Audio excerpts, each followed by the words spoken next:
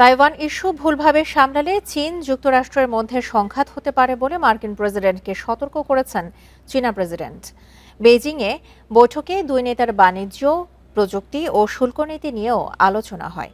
বিস্তারিত তথ্য এখনও আনুষ্ঠানিকভাবে প্রকাশ করা না হলেও বৈঠকটি সন্তোষজনক ছিল বলে জানান ট্রাম্প। এ নিয়ে আলোচনা করতে এই মুহূর্তে আমাদের সঙ্গে মতিঝিল থেকে যোগ দিচ্ছেন দৈনিক নয়া দিগন্তের নির্বাহী সম্পাদক জনাব মাসুমুর রহমান খলিলি। জনাব খলিলি, আপনাকে বিরতিহীন ইন্ডিপেন্ডেন্ট সংবাদে স্বাগত জানাচ্ছি। ইরান এর চলমান সংঘাতের মধ্যে আমরা দেখছি যে বিশ্বের দুই প্রভাবশালী নেতা ট্রাম্প এবং শি জিনপিং বৈঠক করছেন। সেক্ষেত্রে এই বৈঠক থেকে ইরান যুদ্ধ নিয়ে কোনো সমঝোতা কি আসতে পারে?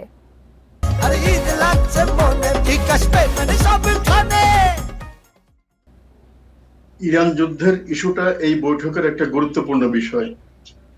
সবচেয়ে বড় বিষয় হচ্ছে কি, ইরান যুদ্ধের কারণে আমেরিকা এবং চীন দুই দেশেরই স্বার্থের হানি হচ্ছে।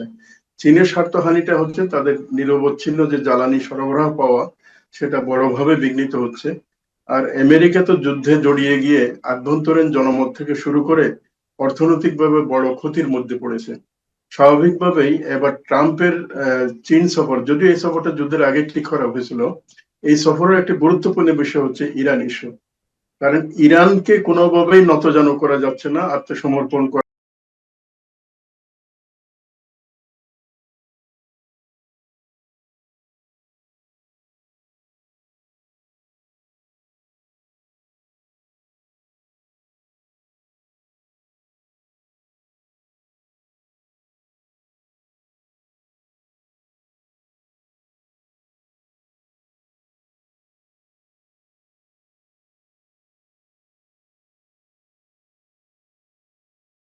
সহযোগিতা করছে। এই অবস্থায় আমেরিকার জন্য সবচেয়ে বড় বিষয় হচ্ছে কি, চায়নার সাথে একটা সমঝোতায় আসা। এটা শুধু ইরান ইস্যু না, আরো একাধিক ইস্যু চীন এবং আমেরিকার মধ্যে রয়ে গেছে, যেটার কারণে তারা এক ধরনের বোঝাপড়া করতে চায় চীনের সাথে। আমরা দেখেছি যে ট্রাম্প এবং শি জিনপিং বৈঠকের মধ্যে হরমুজ প্রণালী পার হয়েছে ৩০টিরও বেশি জাহাজ, যার মধ্যে অনেকগুলো কিন্তু চীনের মালিকানাধীন জাহাজও রয়েছে। সেক্ষেত্রে এই বিষয়টিকে আপনি কিভাবে দেখছেন?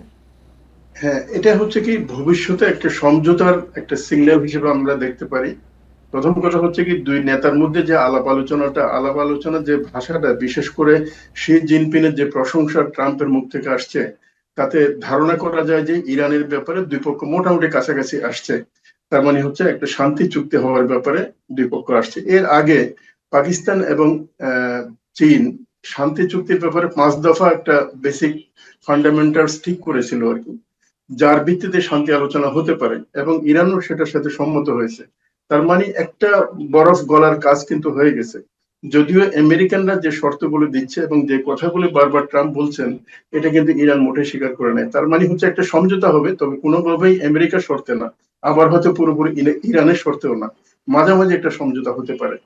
তবে আমেরিকা এবং চীনের সাথে যে আজকে শীর্ষ সম্মেলন যেটা হলো দুই নেতার, এটা ইরান ছাড়াও কিন্তু আরো গুরুত্বপূর্ণ অনেকগুলো ইস্যু এখানে রয়ে গেছে।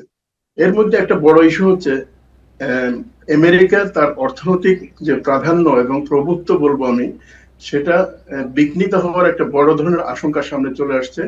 এবং এই আশঙ্কার মূল কারণ হচ্ছে ব্রিক্স, আমেরিকান ডমিনেন্স যে আছে অর্থনীতিতে, সেটাকে চ্যালেঞ্জ করছে। বিশেষ করে ডলারের আধিপত্য এবং সুইফটের মাধ্যমে আন্তর্জাতিক লেনদেনকে চ্যালেঞ্জ করে তারা বিকল্প ব্যবস্থা তৈরি করছিল। এই অবস্থায় ব্রিক্স এর ঐক্য যদি সামনে এগিয়ে যায়, আমরা জানি হচ্ছে কি খুব তাড়াতাড়ি ভারতে ব্রিক্স এর পরবর্তী সম্মেলন হচ্ছে।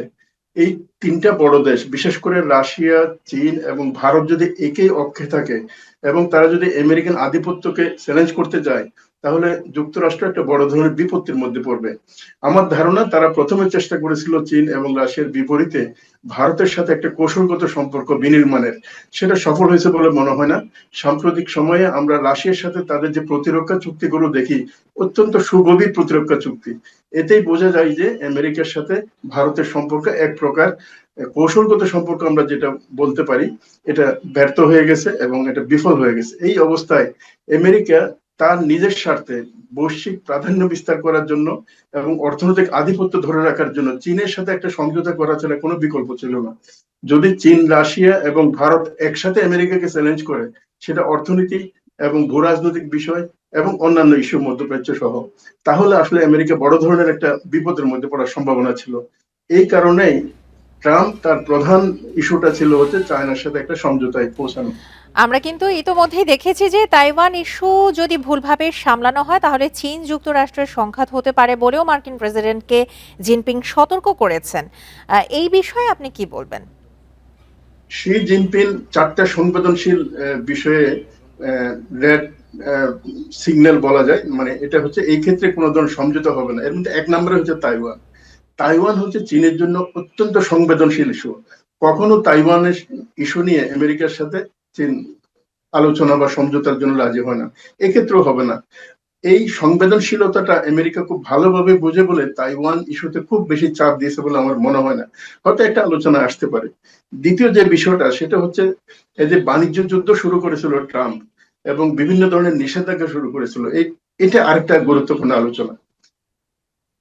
জনাব ট্রাম্পের মাসুমুর এই রহমান যে খলিলি, আপনাকে অসংখ্য ধন্যবাদ আমাদেরকে আপনার মূল্যবান সময় দেবার জন্য।